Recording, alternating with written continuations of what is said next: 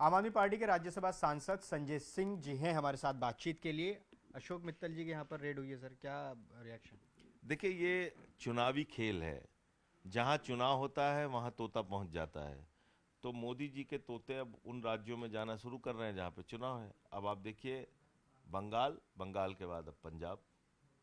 तो जिस एजेंसी के बारे में सुप्रीम कोर्ट, हाई कोर्ट, यहां तक कि सीबीआई, ईडी कोर्ट ने इनकी धज्जियां उड़ाई हैं कि खुलेआम दुरुपयोग हो रहा है इनका, वही काम आप पंजाब में कर रहे हैं। तो अशोक मित्तल जी के ऊपर जो कार्रवाई है वो राजनीतिक दुर्भावना से प्रेरित है। वो राज्यसभा में हमारे उपनेता हैं और उनके खिलाफ सिर्फ पंजाब चुनाव के पहले, जिसको कहा जाता है एक शुरुआत की गई है घिनौने खेल की, वो घिनौने खेल की आप शुरुआत है। इसकी टाइमिंग को लेकर भी कुछ देख रहे हैं? अभी हाल ही में उनको उपनेता बनाया गया था, राघव चड्ढा को हटाया गया था, लगातार राघव चड्ढा पर भी ये अटैक कर सारी रहे हैं। कार्रवाई मोदी और भारतीय जनता पार्टी की है। बीजेपी चुनावी राज्यों में अपने तोतों का दुरुपयोग करती है, उसी का उदाहरण है ये। ठीक है सर, इसके अलावा एक और सवाल महिला आरक्षण को लेकर सत्र की कल शुरुआत हो रही है। आम आदमी पार्टी का क्या स्टैंड रहेगा? सरकार का साथ देगी क्या? देखिए, महिला आरक्षण आज हम सपोर्ट करने के लिए तैयार हैं।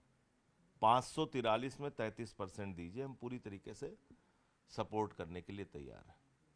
और नहीं तो आप क्लास 2 के बच्चे को बिठाइए और मोदी को बिठाइए और जो लोग इसके मौजूदा स्वरूप के समर्थक हैं उनको बिठा दीजिए।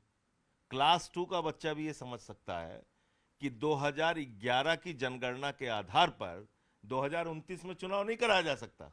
18 साल में हिंदुस्तान के मतदाताओं की जो संख्या बढ़ेगी उसका क्या होगा, हिंदुस्तान की जनसंख्या जो बढ़ेगी उसका क्या होगा, पुरुष महिला की जो जनसंख्या बढ़ेगी क्या होगा। और जब जनसंख्या बढ़ेगी उसके आधार पर सीटें बढ़ेंगी, और सीटें बढ़ेंगी तो महिलाओं की सीटें आरक्षण में बढ़ेंगी, उसका क्या होगा।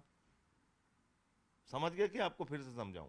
18 वर्षों में, 2029 में चुनाव होना है, 18 वर्षों में हिंदुस्तान के महिला पुरुष मतदाताओं की संख्या और उसके आधार पर सीटों की संख्या बढ़ेगी। और जब सीटों की संख्या बढ़ेगी तभी महिलाओं की संख्या सदन में बढ़ेगी। आप चाहते हो कि आप महिलाओं के साथ विश्वासघात करना चाहते हो, हम उसमें आपके साथ खड़े हो जाए।